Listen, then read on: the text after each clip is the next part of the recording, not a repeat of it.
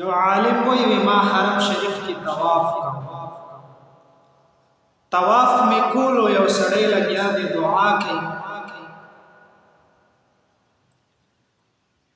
چې الله زما د ملګرو حاجت دې پوره کړ او زما حاجت دې نه دې پوره کړې. پروردگار زما حاجت پوره کړي.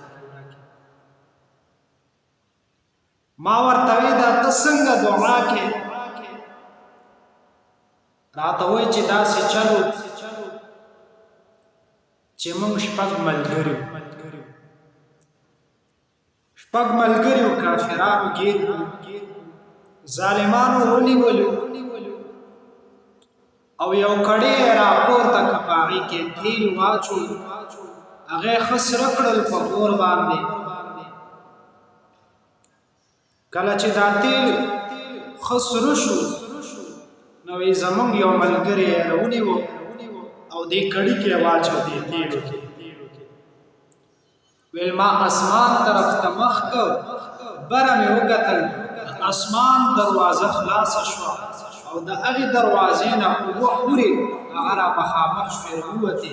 وایي څنګه چې دې کافرانو مونږ په قطار کې کړي دغه شانتې دا ټولې په قطار ولاړې دي.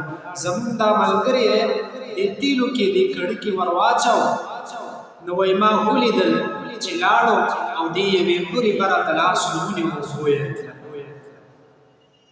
وی بیا دویم ملګری یې کړي کې واچو تیلو کې تیل یې خسم کړي دي.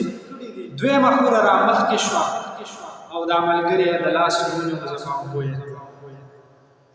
دغسې یو ملګری به یې کړي کې اچو تیلو کې نو وایي چې کله به یې کړي کې واچو تیلو کې بیا به په تیلو کې نه بیا به خورې د لاس نه نیولې او د ځان سره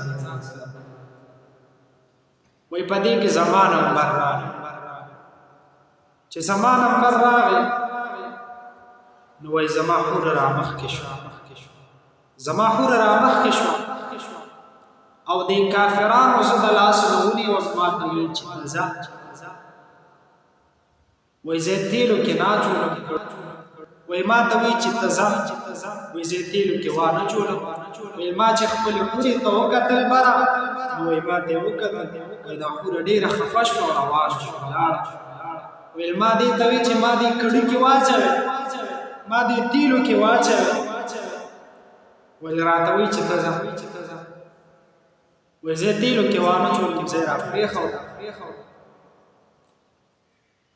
مالته وی ما ته هغه ونه زه یې پرېښودم نو وی ما ته هغه موقع یادېږي هغه وخت راته یادېږي چې یا پروردګاره زما د ملګرو حاجت دې پوره کړه او زما حاجت دې نه دي پوره کړی لهذا زما حاجت پوره کړي. پروردګاره داسې یو موقع بیا راولې داسې یو وخت یې راولې. غرض دا زما ورونو کله چې د انسان د مرګ وخت پوره شي د انسان نیټه پوره شي او د زنکدن شروع شي او دا مؤمن وي دا نیک سړی وي نو رب ذوالجلال د زنکدن په وخت کې د خپل مقام وښیي د خپل بنګله وښیي د جنت حورې چې دي هغه وښیي. دا مؤمن بنده دا نیک سړی د هغې په تماشه شي اسرائیل علیه السلام راشي قبض کې دغه مؤمن بنده د روح وتلو په تکلیف باندې الله تعالی پوهه لري.